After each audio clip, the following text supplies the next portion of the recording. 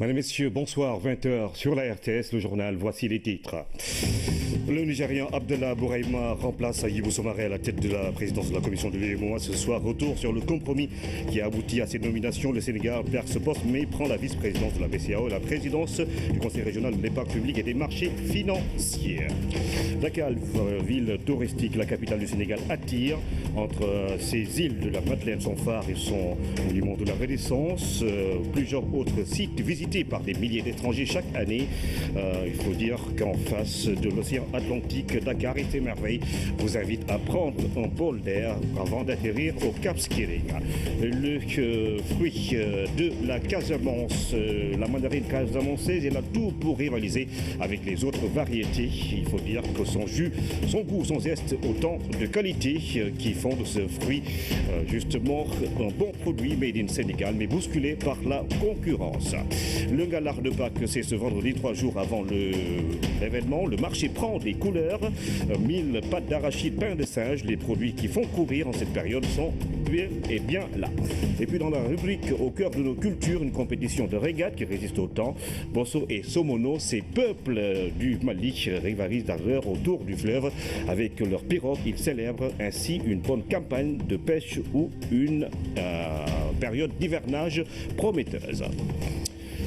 Bonsoir et bienvenue à tous. Retour sur le compromis qui a abouti à la nomination du Nigérien Abdallah Bouraima à la tête de la commission de l'UEMOA. Dans les coulisses du sommet d'Abidjan, que de tractations.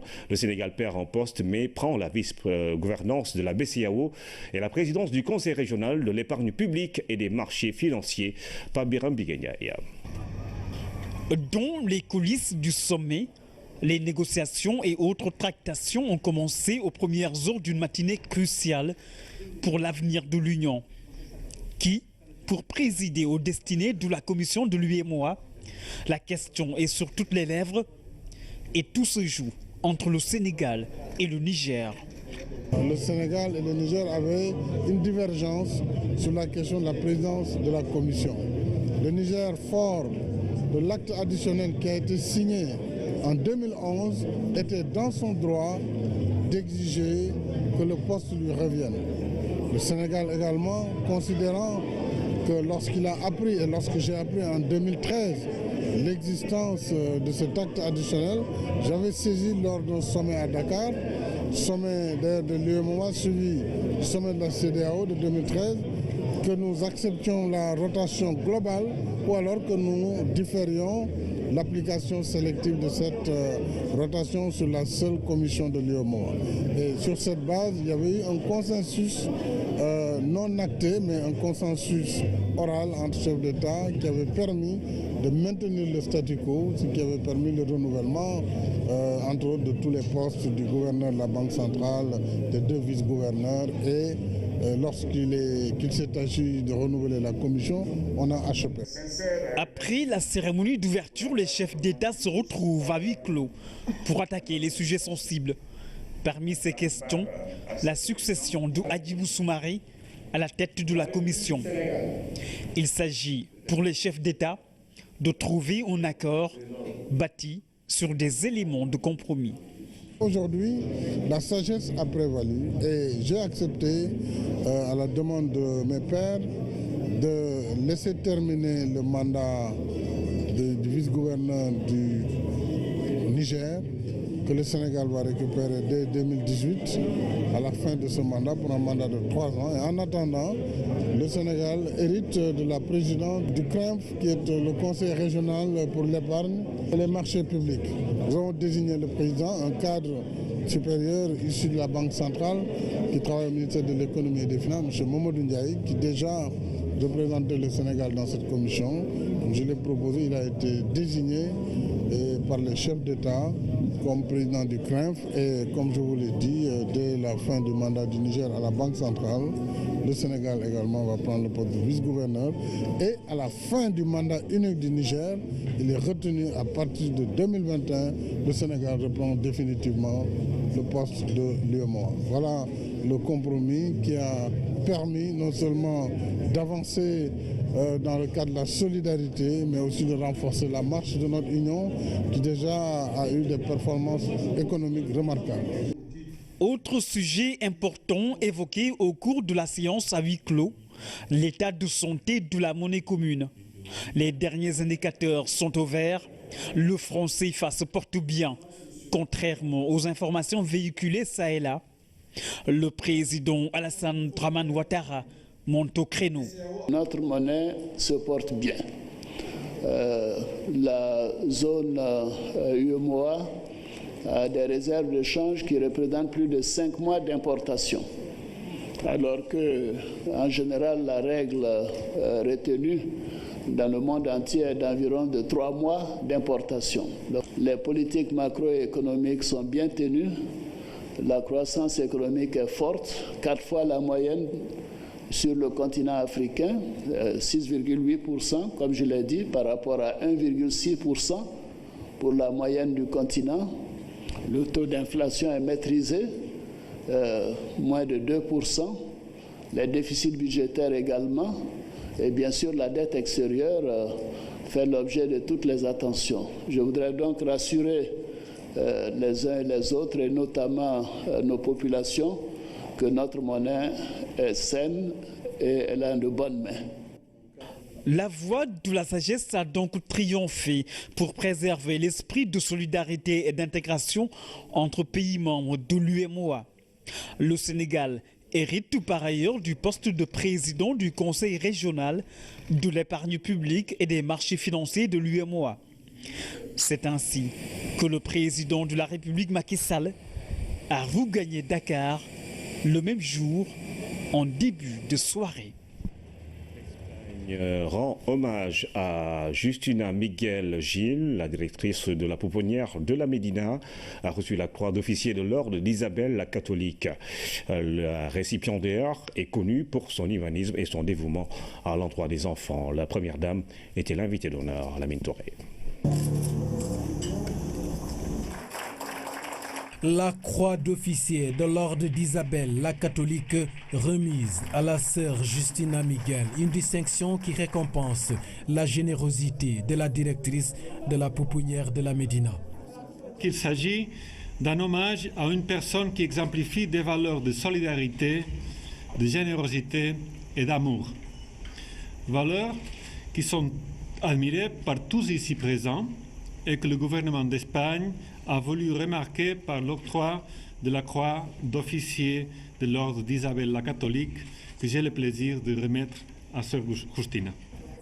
Des nouveau-nés aux personnes les plus vulnérables, la sœur Justina ne cesse d'amplifier les valeurs de solidarité et c'est cet humanisme qu'elle partage avec la première dame venue assister à cette distinction. À 80 ans, dont 43 consacrés aux œuvres sociales en Afrique, la directrice de la pouponnière de la Médina vient encore d'être honorée au plus haut niveau par le gouvernement d'Espagne. Son travail lui a valu l'appui, le respect et la reconnaissance de la communauté locale et internationale de Dakar, y compris les organismes officiels, les entreprises et les entités sénégalaises, avec lesquelles elle maintient d'excellentes relations à tous les niveaux. Plusieurs membres de sa famille religieuse ont assisté à la cérémonie. Fierté et émotion ont vivement marqué la bénéficiaire. Le seul mot que jaillit de mon cœur, c'est un mot de gratitude. Tout d'abord, envers Dieu qui me garde en vie active jusqu'au présent. Ensuite, envers l'État sénégalais, ma famille religieuse et ma famille biologique. Tous les organismes, bienfaiteurs, collaborateurs dans l'hôpital principal, Albert Royer et leur corps médical. Diplômée en médecine, la sœur Justina Miguel continue de servir les plus démunis. Aujourd'hui, elle fait partie des ressortissantes espagnoles au Sénégal qui font honneur à leur pays. Deuxième édition des journées portes ouvertes du Conseil économique, social et environnemental. Ouverture ce matin en présence de la présidente de l'institution, la gestion durable des ressources naturelles. Et le thème de cette année, l'événement permet de rendre plus visibles les activités du Conseil. Hamidou Diop. en organisant ces journées portes ouvertes autour du thème « La gestion durable des ressources naturelles au Sénégal », le Conseil économique, social et environnemental répond à l'appel du président de la République qui avait demandé à cette institution de trouver des modalités de gouvernance de ces futures ressources. Il est convenu d'appeler la malédiction du pétrole, c'est parce qu'ils n'ont pas pu mettre en place en réalité des mécanismes d'une exploitation inclusive de gestion durable de leurs ressources. Cependant, on peut bien noter que la découverte et l'exploitation bien encadrée du pétrole et du gaz dans d'autres pays ont été un grand catalyseur du développement économique et social. L'initiative du Conseil économique et social, institution de dialogue et de contribution, est saluée par le Conseil économique ivoirien qui a envoyé son président. Notre présence à ce rendez-vous revêt une double symbolique. La première nous renvoie aux liens séculaires d'amitié et de fraternité qui existent entre nos deux pays et qui unissent leurs destinées depuis les pères fondateurs de ces républiques sœurs. Ces liens nourrissent également la coopération confiante qui ne cesse d'être cultivée entre nos nations. Pendant ces 3 jours, 4 panels sont prévus sur la gestion pétrolière et gazière, leur mode de gouvernance et les impacts environnementaux. L'objectif est de recueillir les informations nécessaires au traitement de la saisine présidentielle. En choisissant de consacrer la réflexion de la 2e édition des Journées Portes Ouvertes du Conseil économique, social et environnemental sur les modalités d'une gestion durable de nos ressources naturelles, dans un contexte marqué par les récentes découvertes de gaz et de pétrole, vous faites preuve d'une grande capacité d'anticipation. À la fin de ces journées portes ouvertes, un document de synthèse sur la gestion durable des ressources naturelles sera produit par tous les acteurs. Saint-Louis a abrité la 5e édition du Forum des journées économiques. Le ministère de la Gouvernance locale et la Confédération nationale des employeurs du Sénégal entendent booster le potentiel économique du terroir, mais soucieux justement du développement local. Sherpa Magaye. Les journées économiques du ministère de la Gouvernance locale ont été lancées ici à Saint-Louis il y a 5 ans. Et pour cette 5e édition, Saint-Louis a également abrité les expositions et la réflexion. Pour ces journées, le ministère de la Gouvernance locale a mobilisé toutes les entreprises à travers la CNES, l'objectif étant de créer les conditions d'un développement de tous les territoires du Sénégal. Que le secteur privé sénégalais, particulièrement la Confédération nationale des employeurs du Sénégal, prennent en charge les préoccupations de mise en œuvre du plan Sénégal émergent en termes d'analyse et de, regard sur la participation du secteur privé dans la mise en œuvre de ce plan. Cela est très encourageant. Cela veut dire qu'il y a une bonne appropriation du plan Sénégal émergent. Le maire de Saint-Louis, M. Mansour Faye, a consolidé les acquis de la première édition pour que cette 5e soit une véritable réussite. Le maire, qui a fait tout le nécessaire, a intégré sa démarche à travers le référentiel des politiques économiques et sociales, qu'est le plan Sénégal émergent. Les objectifs économiques déclinés dans la politique de son Excellence, Monsieur le Président de la République, Macky Sall, à travers l'acte 3 de la décentralisation et le plan Sénégal émergent, justifient à souhait ces réflexions. S'il est admis que l'État doit mettre les conditions de stimulation du potentiel d'investissement existant, la création de richesses sur l'étendue du territoire national doit obligatoirement émaner d'un partenariat public-privé, collectivité locale.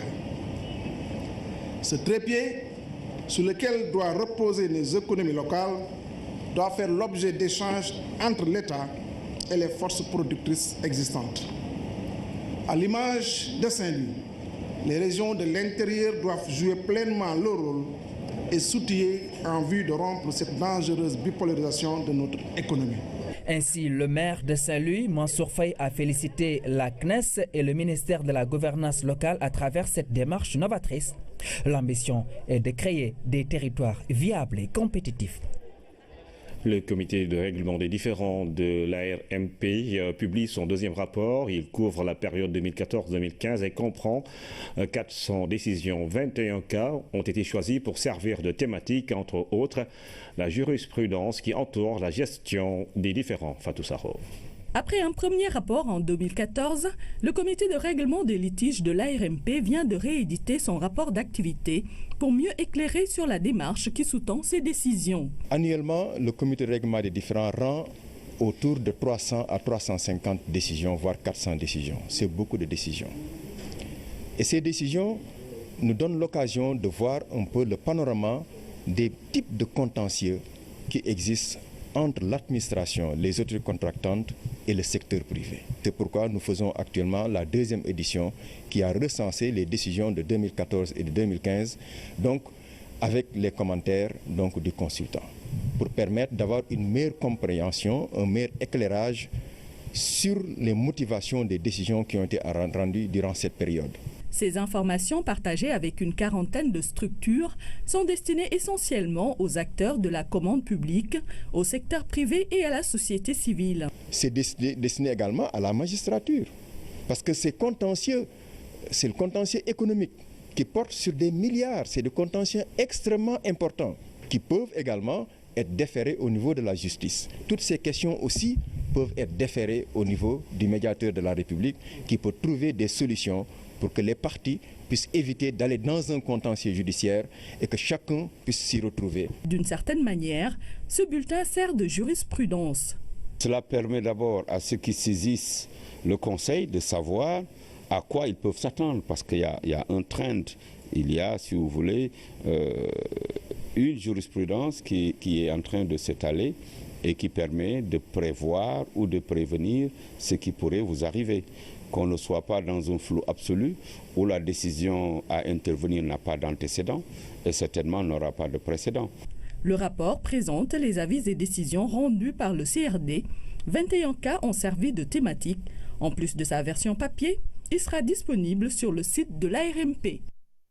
La cellule genre du ministère du Renouveau urbain forme ses membres en approche genre.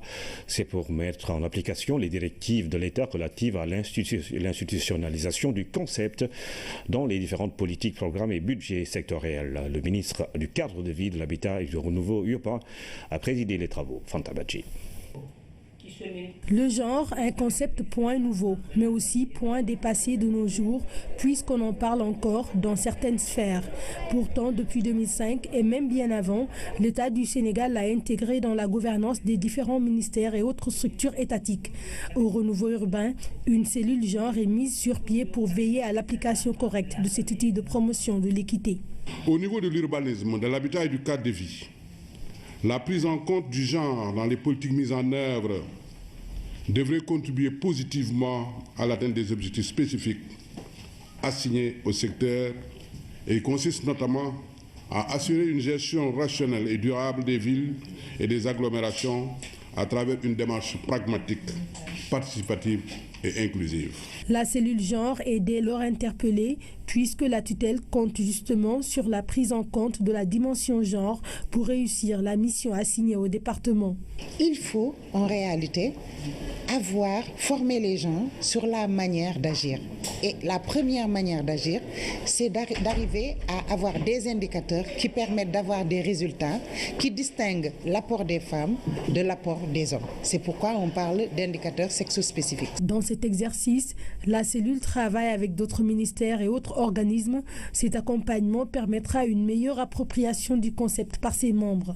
Les gaps constatés lors des audits techniques genre, déjà effectués dans certains ministères, renforcent la pertinence à apporter des réponses à la question relative au renforcement des capacités des acteurs pour une meilleure prise en compte du genre dans les interventions quotidiennes. L'atelier de ce jour est un témoignage de l'engagement de notre pays, le Sénégal, à s'insérer dans la promotion du genre, afin de nous assurer que les femmes et les hommes puissent jouir pleinement d'un cadre de vie qui nous permette d'être des acteurs de développement et de bénéficier du développement humain. Après cet atelier, tous les programmes et autres activités qui seront formulées par le ministère se feront sur la base de l'équité conformément aux objectifs de développement durable relatifs à rendre les villes inclusives, sûres et durables. Amélioration de la qualité des enseignements par l'utilisation des TIC à Bandafassi dans la région de Kédougou. Les disciplines comme les sciences physiques, les mathématiques et la philosophie sont mieux comprises par les élèves. Ces derniers ont profité de la visite du ministre de l'Éducation pour solliciter l'appui des autorités à une meilleure fourniture de l'électricité et une bonne connexion à Internet. Massamba Djana.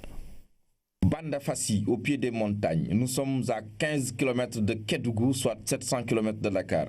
Dans cette commune rurale, comme par miracle, les élèves de terminale et leurs professeurs utilisent les technologies de l'information et de la communication grâce au projet de ressources numériques pédagogiques.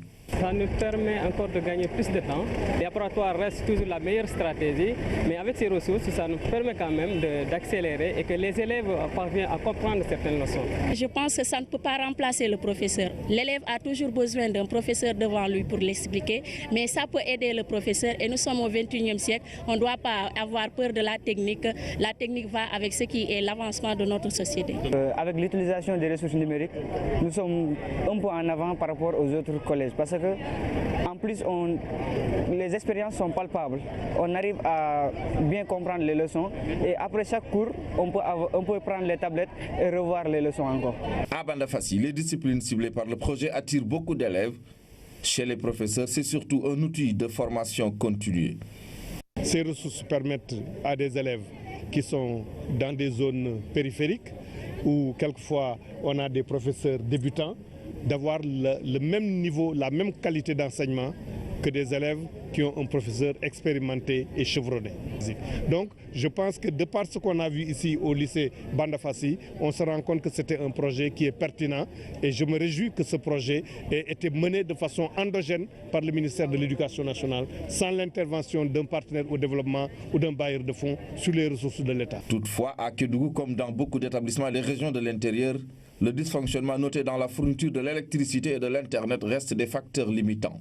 Et on a besoin donc que l'État puisse nous donner de l'électricité, qu'on puisse savoir. Sinon, on serait toujours obligé de programmer nos cours par rapport à l'électricité. Et ça vient ici à 9h et les cours d'habitude commencent à 8h. Ici, le problème en est qu'on n'a pas de Wi-Fi et le réseau est un peu mauvais pour se connecter. Ce qu'on voulait vraiment, qu'ils viennent soutenir l'établissement de Bandafassi.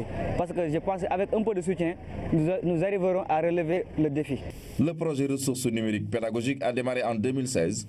Les 240 lycées ciblés sur l'étendue du territoire national sont à l'heure actuelle équipés, entre autres, d'ordinateurs, de vidéoprojecteurs, de tableaux blancs interactifs, d'appareils photo numériques, de disques durs externes, de clés Internet et de tablettes numériques. C'est parti pour les 18e journées médicales de la faculté de médecine de l'université Cheikh Anta Diop. Elle concerne la médecine, la pharmacie, l'odontologie et l'école vétérinaire. Cette édition, placée sous le thème des urgences, coïncide avec le centenaire de la faculté. Il faut remonter à 1916-1918, à l'époque de l'école de médecine Jules Carde, pour trouver le point de départ. Un vibrant hommage a été rendu à un grand maître de la chirurgie, éternel formateur, le professeur Adrien Diop. La synthèse de l'ouverture avec Omar Tchao. Une ambiance de soutenance de thèse de doctorat, bien plus que cela, les 18e journées de la faculté mixte. Cette année, elles sont élargies aux jeunes structures de formation publique et privée. Ce n'est plus la fac de médecine qui est seule en train d'enseigner, mais il y a d'autres également structures publiques. Vous avez aussi des universités privées. Aujourd'hui, on peut apprendre la médecine et les sciences de la santé en général ailleurs qu'à Dakar, où tout a commencé en 1916 à l'école Jules Carde. L'école ne fut reconnue que le 14 janvier 1918 par décret, soit quelques mois avant la fin de la Première Guerre mondiale.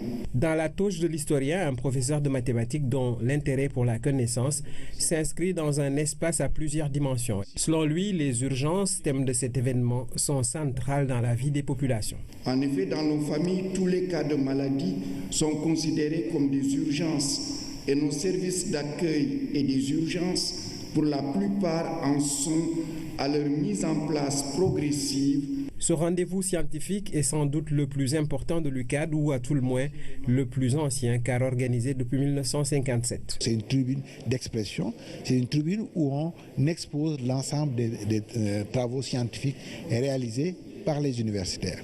Le rayonnement de l'UCAD sur le continent n'est pas surfait et la faculté de médecine sort du lot. Leadership incontestable dans la conduite des réformes universitaires en général, dans les processus d'harmonisation des curricula en cours dans le domaine des études médicales au sein de l'espace francophone. Un des sous-thèmes attendus à ces journées, la CME. Si la couverture maladie universelle est réussie, ça va sécuriser notre pratique médicale, ça va sécuriser aussi les patients et ça va permettre aux populations sénégalaises de bénéficier des soins de qualité. La réussite de cette couverture maladie universelle sera la panacée. Pour ne pas que les journées ressemblent à une affaire d'experts dans une tour d'ivoire, une activité grand public sur les gestes qui sauvent est au programme de cet événement qui honore professeur Adrien Diop. Vous êtes là, toujours là, pour la préparation à l'agrégation des élèves de vos élèves. Quelle générosité! Un maître de la chirurgie généreux dans sa spécialité qui, s'il a posé bistouri et scalpel, est toujours au fait de ce qui se fait. Il y a tous ces autres absents disparus pour qui une minute de silence a été observée dans le recueillement et le souvenir de leur legs impérissable. Après les merveilles de l'Est hier, place aujourd'hui aux merveilles de l'Ouest. La capitale sénégalaise fait partie des destinations touristiques les plus populaires. Dakar dispose de sites touristiques fascinants entre le lac Rose, les îles de la Madeleine et le monument de la Renaissance africaine. On a l'embarras du choix. Visité avec Koumbaya Ratemar. Une vue impressionnante de Dakar ceinturée par l'océan Atlantique. Ce qui fascine encore plus, c'est ce couple et son enfant du haut de la colline volcanique des Mamelles.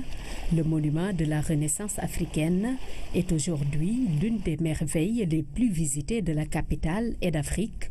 Le nombre de visiteurs dépasse les 3000. Durant l'hiver, à partir par exemple du mois de décembre, novembre, décembre, jusqu'au mois de mai, je peux vous dire que chaque semaine, nous recevons plus de 4000 personnes. En période d'été, à partir du mois de mai jusqu'au mois d'octobre, ça fait chaque jour le plein. On reçoit plus de 7000 personnes. Il y a véritablement une balance, un équilibre entre les nationaux et les étrangers. Cette délégation de l'armée gambienne, invitée à la fête de l'indépendance, a profité de l'occasion pour une découverte de ce haut lieu touristique. Je n'ai jamais su que ce lieu renferme de telles choses. C'est une véritable merveille. Je suis allé jusqu'au sommet. C'est vraiment sublime.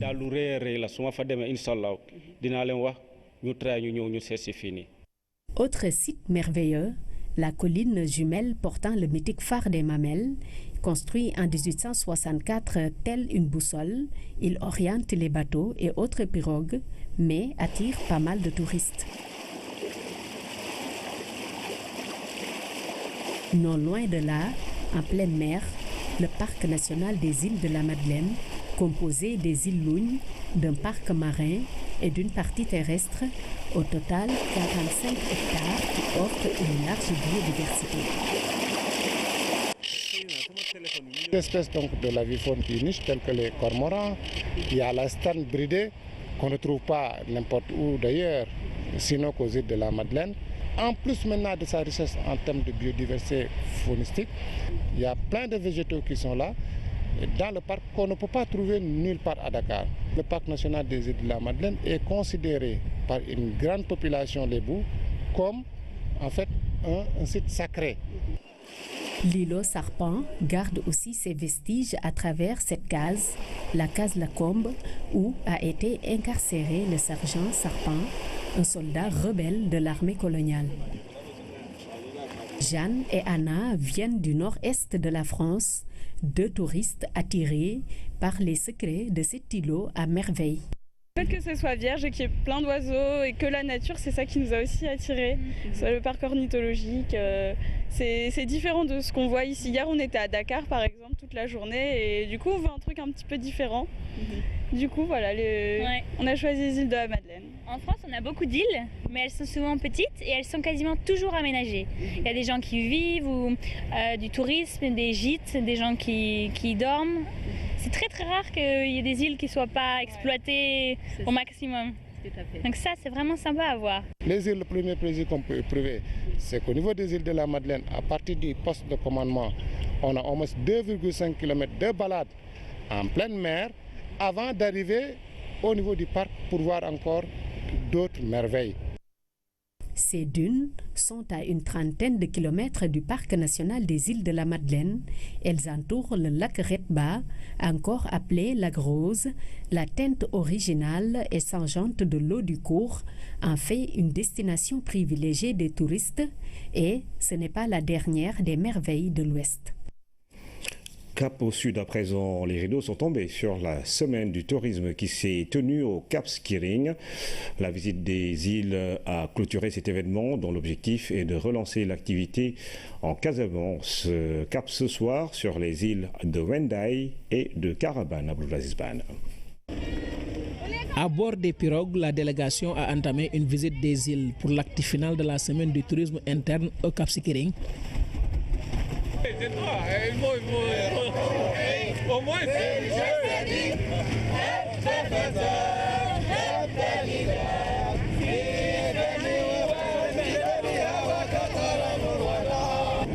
Un tour des îles qui ceinture la station balnéaire a permis de découvrir d'autres merveilles de la localité.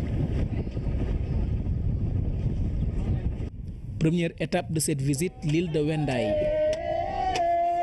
Ici, un bel accueil a été réservé à la délégation.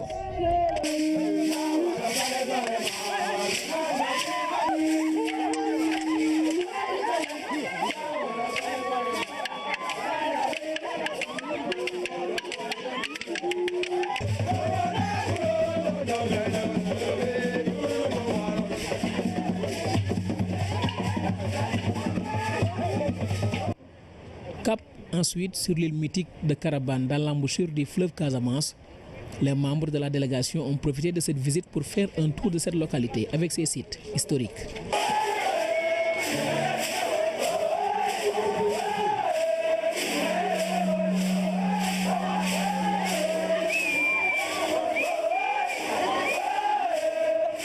Ainsi, cette semaine du tourisme interne se referme sur des notes positives. Une semaine riche en couleurs, en découvertes et en échanges. Un événement qui a surtout permis de revisiter les merveilles du Cap Skirring et de toute la Casamance. Le reportage du jour s'intéresse ce soir à cette mandarine saisonnière qui nous vient de la Casamance. Au marché Tilène, où une de nos équipes s'est rendue, le fruit est très prisé et bien apprécié. Les vendeurs l'écoulent comme de petits bouts de pain. Qu'est-ce qui fait l'originalité de ce fruit du terroir? Explication dans ce reportage, signé Louise Bitsa. Car les vendeurs de la mandarine venant de la Casamance ont adopté une technique de vente pas très courante. Avant tout achat, le client a droit à une dégustation. Les clients apprécient car le fruit a du jus. L'échantillon permet d'attirer plus de monde.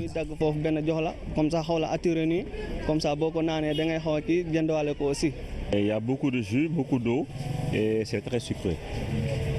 Bon, je suis très surpris d'apprendre que ça vient de la Casamance. Je ne savais pas, je pensais que c'était des fruits que c'est importé. Cette mandarine locale est facile à peler et délicieusement sucrée. Je trouve que c'est délicieux par rapport à la clémentine, je préfère ça. Voilà. Vous préférez ça? Parce que c'est très juteux et puis c'est bien sucré. Les clients en raffolent et confondent le parfum de l'agrume à du miel. Si j'avais fermé les yeux, je pense que je dirais que c'est du miel. Mais puisque j'ai ouvert les yeux, je me dis que c'est pas possible. C'est tellement agréable que ma foi, je me dis d'où peut venir finalement un produit aussi nair. Wow. Il paraît qu'il vient de la Casamance. Non, Casamance?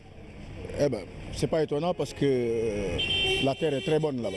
Le kilogramme est cédé à 600 francs CFA. Ce fruit saisonnier est un peu plus gros que la clémentine et légèrement aplati. La différence entre la mandarine de la Casamance et la clémentine se situe au niveau du jus. La mandarine locale est appétissante et juteuse.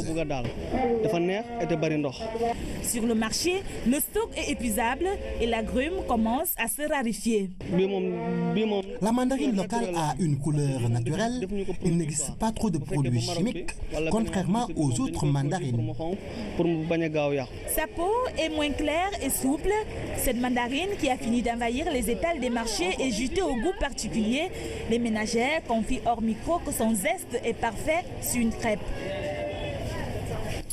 Nous allons encore titiller votre appétit du pain de singe, du mil, de la pâte d'arachide et quelques ingrédients.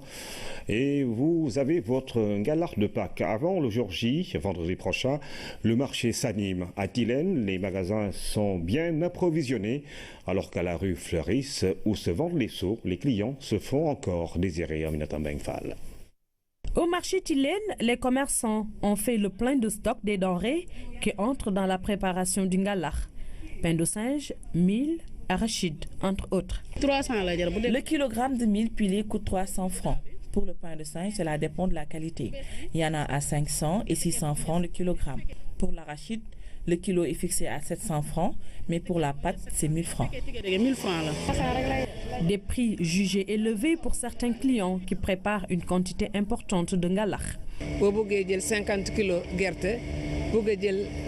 kilos Si on veut acheter 50 kg d'arachide, 60 kg de mil, un sac de sucre, en plus des autres ingrédients, cela demande forcément des moyens.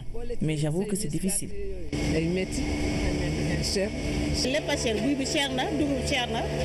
Tout est cher. Le pain de singe, l'arachide, le mil. Au lieu de diminuer les prix, nous avons constaté une hausse sur certaines denrées.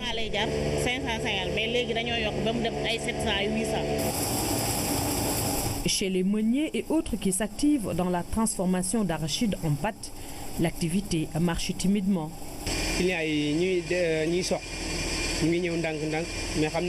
Les clients viennent petit à petit. Ce n'est pas encore le rush. Espérons que d'ici 2 jours, ils seront plus nombreux.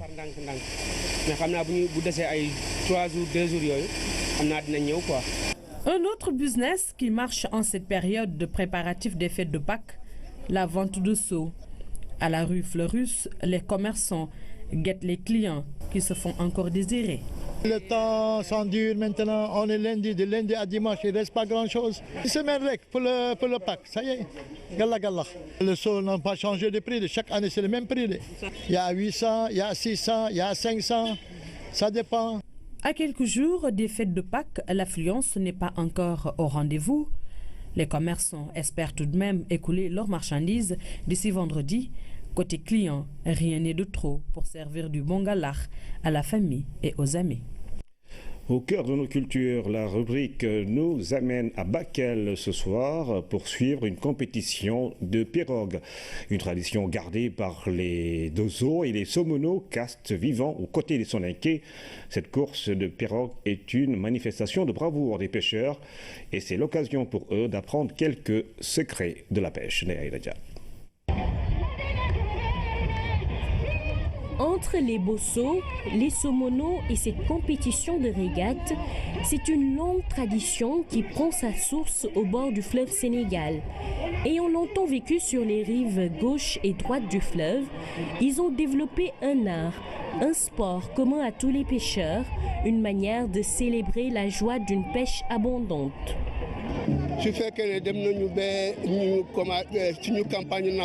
On organisait cette compétition de pirogue, communément appelée régate, après une bonne campagne de pêche. Après chaque hivernage, les femmes demandent à leur mari de manifester leur contentement et leur courage et leur bravoure dans l'eau. Donc elles l'expriment avec la course des pirogues. Pour montrer que les jeunes sont bien portants, ils mangent bien, ils vivent bien, donc c'est bien portant dans l'eau, il faut résister. Voilà. C'est à part de ça qu'on trouve qu'ils apprennent les secrets de la pêche. Mamou Tchero est la cantatrice des Dosso et Somono. Ses chansons amènent ces jeunes pêcheurs dans un second état et les poussent à se surpasser. Elle magnifie la vigueur et le courage des Dosso et Somono, peuple pêcheur, chasseur de caïmans qui cohabitent avec les Soninké au bord des berges de Bakel.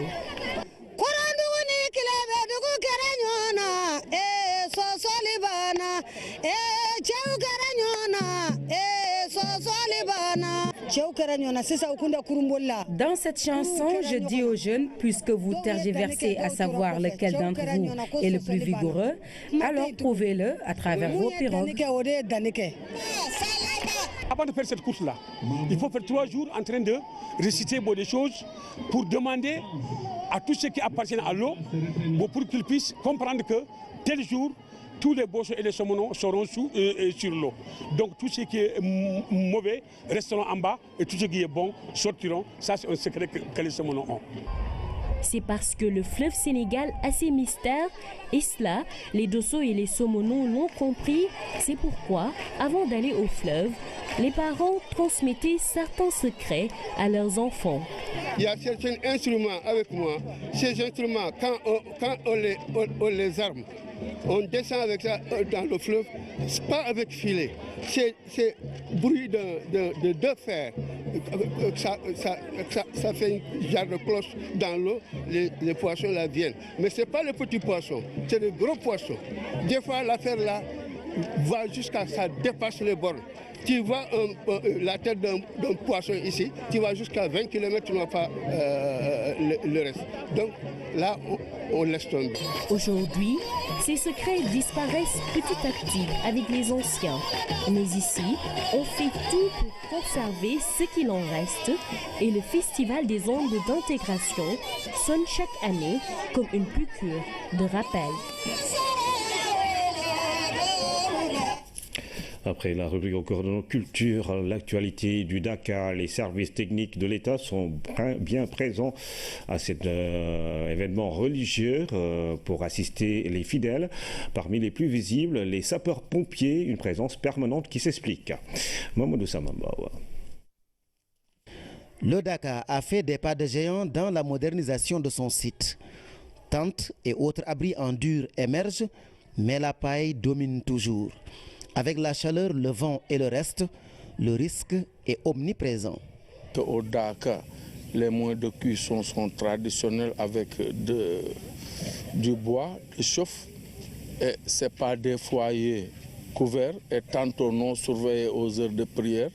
Donc si un coup de vent souffle, donc ça peut amener des brandons ou des escarbilles vers les huttes en paille. C'est le feu. Les soldats du feu sont en alerte maximum.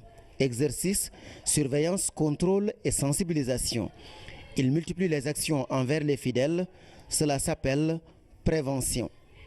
Ils font de la prévention incendie. Chaque foyer est vérifié si l'extinction est complète parce que les gens partent à l'heure de la prière, les gens partent sans laisser de surveillance à leur feu. Les sapeurs-pompiers avec leurs extincteurs, ils vérifient chaque fois et ils complètent l'extinction. En dehors de cela aussi, il y a des actions de sensibilisation que nous passons souvent. Les sapeurs-pompiers nous sont d'une grande utilité. D'ailleurs, on respecte à la lettre leurs consignes de sécurité. C'est moi qui surveille ici quand les autres vont à la prière. Ils sont là pour notre bien. Pour réussir cette mission, le groupement national des sapeurs-pompiers n'a pas lésiné sur les moyens. On a 51 gradés et sapeurs, dont un officier qui surveille le Dakar en permanence. Nous avons un fourgon qui est derrière nous, flambant neuf, je peux dire, qui peut assurer quand même qu'il y a une autonomie de 7 à 8 000 litres pour éteindre un incendie. À cela s'ajoute un fourgon de 10 000 litres aussi pour appuyer. Si maintenant quelque chose nous dépasse, il y a 16 véhicules de l'hydraulique qui sont présents. Le spirituel et le temporel conjuguent ici leurs efforts pour une réussite totale du Dakar de Médina Gounass. En fait, Ils travaillent tous pour la seule et même cible, le citoyen sénégalais où qu'il se trouve dans ce pays et quelle que soit sa croyance ou son appartenance. La RTP s'est également déployée au Dakar de Médina Gounass. L'autorité de régulation des télécommunications et des postes veut s'assurer de la qualité du service mobile et Internet. Le directeur général a apporté son soutien au comité d'organisation. Le Dakar de Médina Gounass est une implantation humaine temporaire certes, mais de forte densité. Les besoins en télécommunications sont immenses et complexes, raison pour laquelle l'autorité de régulation tâte ici le pouls des liaisons mobiles et Internet. Objectif du directeur général et de son staff, s'assurer que le service est correct et ininterrompu. Nous constatons sur le plan de la voie une bonne couverture de la voie parce que les 3 opérateurs sont présents sur le site du Dakar. Cependant, il y a des améliorations à faire, notamment pour Tigo en ce qui concerne la couverture de la 3G. J'ai testé, bien sûr, avec mes collaborateurs qui ont tous les outils pour driver la qualité de service. Nous avons testé, nous avons constaté que certes, il y a des améliorations à faire, mais l'essentiel de la couverture sur le plan de la voie a été assuré. Il reste maintenant à faire en sorte que la qualité de service puisse suivre. Autre point sur lequel Abdou Karim Sall et son équipe ont communiqué, le free roaming. Allègement de charges téléphoniques dont on a besoin ici, car le Dakar de Médina Gounass est une CEDEAO en miniature. Et les fidèles ont besoin de rester connectés avec leur famille et les zones d'origine. C'est heureux. Il est heureux de constater que nos parents de la sous-région viennent nombreux au Dakar de Médina Gounass et le free roaming leur permet de communiquer avec leurs proches sans difficulté.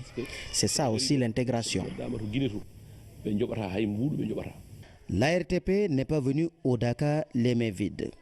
L'autorité, à travers son directeur général, a offert au comité d'organisation des téléphones portables, des consommables électroniques et un don en eau minérale. Satisfait du geste, le petit frère du calife Thierno Abdoul Aziz Ba a remercié et prié et promis de rendre compte au calife. Pour terminer, le procès de Blaise Compaoré et des ministres de son dernier gouvernement s'ouvre le 27 avril. Procès qui se tiendra sans l'ex-président du Burkina Faso en exil en Côte d'Ivoire, Seydina Dunfal. C'est ce 27 avril que se tiendra le procès de Blaise Compaoré et de ses ministres de son dernier gouvernement.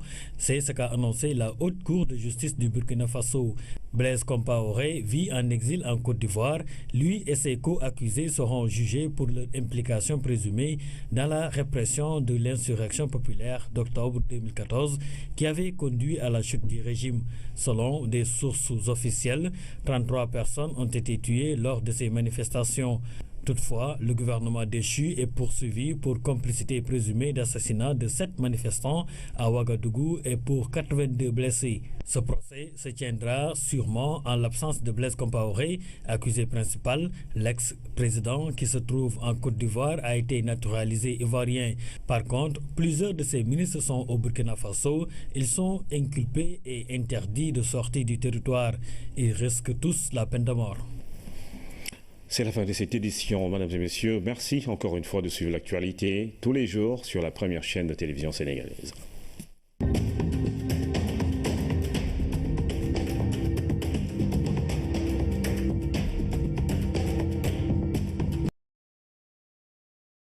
Qui a été signé en 2011 était dans son droit d'exiger que le poste lui revienne.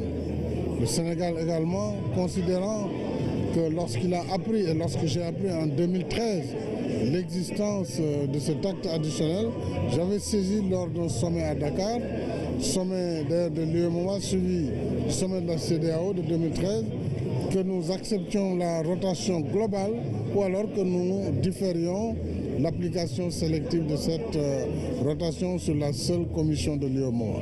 Et sur cette base, il y avait eu un consensus non acté, mais un consensus oral entre chefs d'État qui avait permis de maintenir le statu quo, ce qui avait permis le renouvellement, entre autres, de tous les postes du gouverneur de la Banque centrale, des 2 vice-gouverneurs et Qu'il s'est agi de renouveler la commission, on a achevé. Après la cérémonie d'ouverture, les chefs d'État se retrouvent à huis clos pour attaquer les sujets sensibles. Parmi ces questions, la succession de Hadjibou Soumaré à la tête de la commission. Il s'agit pour les chefs d'État de trouver un accord bâti sur des éléments de compromis. Aujourd'hui, la sagesse a prévalu et j'ai accepté, à la demande de mes pairs, de laisser terminer le mandat du vice-gouverneur du Niger, que le Sénégal va récupérer dès 2018, à la fin de ce mandat, pour un mandat de 3 ans. Et en attendant, le Sénégal hérite de la présidence du CRINF, qui est le conseil régional pour l'épargne et les marchés publics. Nous avons désigné le président, un cadre supérieur issu de la Banque centrale, qui travaille au ministère de l'économie et des finances, M. Mamadou Ndiaye, qui déjà représentait le Sénégal dans cette commission. Comme je l'ai proposé, il a été désigné par les chefs d'État comme président du CRINF et comme je vous l'ai dit, dès la fin du mandat du Niger à la Banque centrale, le Sénégal également va prendre le poste de vice-gouverneur et à la fin du mandat unique du Niger, il est retenu à partir de 2021, le Sénégal reprend définitivement le poste de l'UEMOA. Voilà le compromis qui a permis non seulement d'avancer dans le cadre de la solidarité, mais aussi de renforcer la marche de notre union qui déjà a eu des performances économiques remarquables. Autre sujet important évoqué au cours de la séance à huis clos, l'état de santé de la monnaie commune. Les derniers indicateurs sont au vert, le franc CFA se porte bien, contrairement aux informations véhiculées ça et là. Le président Alassane Dramane Ouattara monte au créneau. Notre monnaie se porte bien. La zone UEMOA a des réserves de change qui représentent plus de 5 mois d'importation. Alors que, en général, la règle retenue dans le monde entier est d'environ de 3 mois d'importation. Les politiques macroéconomiques sont bien tenues. La croissance économique est forte, 4 fois la moyenne sur le continent africain, 6,8%, comme je l'ai dit, par rapport à 1,6% pour la moyenne du continent. Le taux d'inflation est maîtrisé, moins de 2%. Les déficits budgétaires également. Et bien sûr, la dette extérieure fait l'objet de toutes les attentions. Je voudrais donc rassurer les uns et les autres, et notamment nos populations, que notre monnaie est saine et elle est de bonnes mains. La voie de la sagesse a donc triomphé pour préserver l'esprit de solidarité et d'intégration entre pays membres de l'UEMOA. Le Sénégal hérite par ailleurs du poste de président du Conseil régional de l'épargne publique et des marchés financiers de l'UEMOA. C'est ainsi que le président de la République Macky Sall a regagné Dakar le même jour en début de soirée. Rend hommage à Justina Miguel Gilles, la directrice de la pouponnière de la Médina, a reçu la croix d'officier de l'ordre d'Isabelle la catholique. La récipiendaire est connue pour son humanisme et son dévouement à l'endroit des enfants. La première dame était l'invitée d'honneur, Lamine Touré. La croix d'officier de l'ordre d'Isabelle la catholique remise à la sœur Justina Miguel, une distinction qui récompense la générosité de la directrice de la pouponnière de la Médina. Il s'agit d'un hommage à une personne qui exemplifie des valeurs de solidarité, de générosité et d'amour. Valeurs qui sont inclusives de gestion durable de leurs ressources. Cependant, on peut bien noter que la découverte et l'exploitation bien encadrée du pétrole et du gaz dans d'autres pays ont été un grand catalyseur du développement économique et social. L'initiative du Conseil économique et social, institution de dialogue et de contribution, est saluée par le Conseil économique ivoirien qui a envoyé son président. Notre présence à ce rendez-vous revêt une double symbolique. La première nous renvoie aux liens séculaires d'amitié et de fraternité qui existent entre nos deux pays et qui unissent leurs destinées depuis les pères fondateurs de ces républiques sœurs. Ces liens nourrissent également la coopération confiante qui ne cesse d'être cultivée entre nos nations. Pendant ces 3 jours, 4 panels sont prévus sur la gestion pétrolière et gazière, leur mode de gouvernance et les impacts environnementaux. L'objectif est de recueillir les informations nécessaires au traitement de la saisine présidentielle. En choisissant de consacrer la réflexion de la 2e édition des Journées Portes Ouvertes du Conseil économique, social et environnemental sur les modalités d'une gestion durable de nos ressources naturelles, dans un contexte marqué par les récentes découvertes de gaz et de pétrole, vous faites preuve d'une grande capacité d'anticipation. À la fin de ces journées portes ouvertes, un document de synthèse sur la gestion durable des ressources naturelles sera produit par tous les acteurs. Saint-Louis a abrité la 5e édition du Forum des journées économiques. Le ministère de la Gouvernance locale et la Confédération nationale des employeurs du Sénégal entendent booster le potentiel économique du terroir, mais soucieux justement du développement local. Sherpa Magaye. Les journées économiques du ministère de la Gouvernance locale ont été lancées ici à Saint-Louis il y a 5 ans. Et pour cette 5e édition, Saint-Louis a également abrité les expositions et la réflexion. Pour ces journées, le ministère de la Gouvernance locale a mobilisé toutes les entreprises à travers la CNES, l'objectif étant de créer les conditions d'un développement de tous les territoires du Sénégal. Que le secteur privé sénégalais, particulièrement la Confédération nationale, sont admirés par tous ici présents et que le gouvernement d'Espagne a voulu remarquer par l'octroi de la croix d'officier de l'ordre d'Isabelle la catholique que j'ai le plaisir de remettre à Sœur Justina.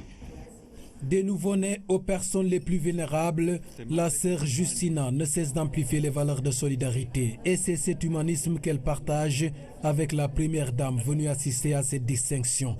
À 80 ans, dont 43 consacrés aux œuvres sociales en Afrique, la directrice de la pouponnière de la Médina vient encore d'être honorée au plus haut niveau par le gouvernement d'Espagne.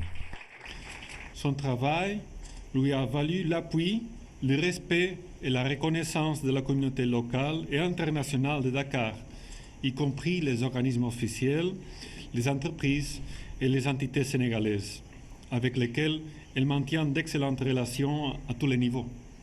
Plusieurs membres de sa famille religieuse ont assisté à la cérémonie. Fierté et émotion ont vivement marqué la bénéficiaire.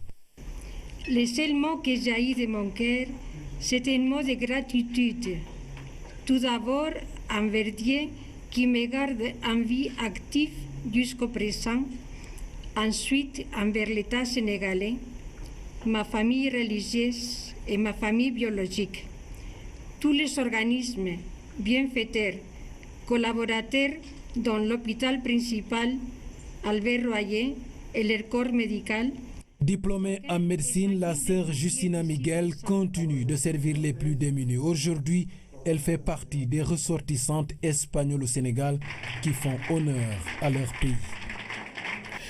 2e édition des journées portes ouvertes du Conseil économique, social et environnemental. Ouverture ce matin en présence de la présidente de l'institution, la gestion durable des ressources naturelles.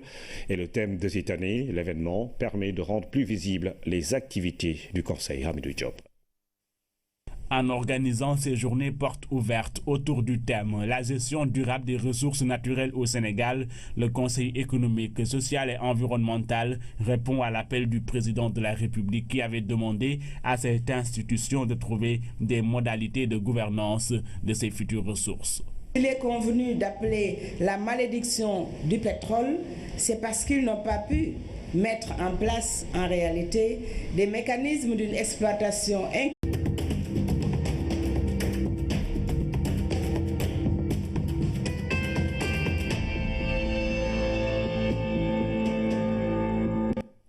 Mesdames et messieurs, bonsoir, 20h sur la RTS, le journal, voici les titres. Le Nigérian Abdallah Bouraima remplace Hadjibou Soumaré à la tête de la présidence de la commission de l'UEMOA. Ce soir, retour sur le compromis qui a abouti à ces nominations. Le Sénégal perd ce poste mais prend la vice-présidence de la BCEAO et la présidence du Conseil régional de l'épargne publique et des marchés financiers. Dakar, ville touristique, la capitale du Sénégal, attire. Entre ces îles de la Madeleine, son phare et son monument de la Renaissance, plusieurs autres sites visités par des milliers d'étrangers chaque année. Il faut dire qu'en face de l'océan Atlantique, Dakar et ses merveilles vous invite à prendre un bol d'air avant d'atterrir au Cap Skirring. Le fruit de la Casamance, la mandarine casamançaise, elle a tout pour rivaliser avec les autres variétés. Il faut dire que son jus, son goût, son zeste, autant de qualités qui font de ce fruit justement un bon produit made in Sénégal, mais bousculé par la concurrence. Le Galar de Pâques, c'est ce vendredi, 3 jours avant l'événement. Le marché prend des couleurs. 1000 pâtes d'arachide, pain de singe, les produits qui font courir en cette période sont bien là. Et puis dans la rubrique au cœur de nos cultures, une compétition de régate qui résiste au temps. Bosso et Somono, ces peuples du Mali rivalisent d'ailleurs autour du fleuve avec leurs pirogues. Ils célèbrent ainsi une bonne campagne de pêche ou une période d'hivernage prometteuse. Bonsoir et bienvenue à tous. Retour sur le compromis qui a abouti à la nomination du Nigérien Abdallah Bouraima à la tête de la commission de l'UEMOA. Dans les coulisses du sommet d'Abidjan, que de tractations. Le Sénégal perd en poste mais prend la vice-gouvernance de la BCEAO et la présidence du Conseil régional de l'épargne publique et des marchés financiers par Biram Biguenya. Dans les coulisses du sommet, les négociations et autres tractations ont commencé aux premières heures d'une matinée cruciale pour l'avenir de l'Union, qui, pour présider aux destinées de la commission de l'UEMOA, la question est sur toutes les lèvres et tout se joue entre le Sénégal et le Niger. Le Sénégal et le Niger avaient une divergence sur la question de la présidence de la commission. Le Niger, fort de l'acte additionnel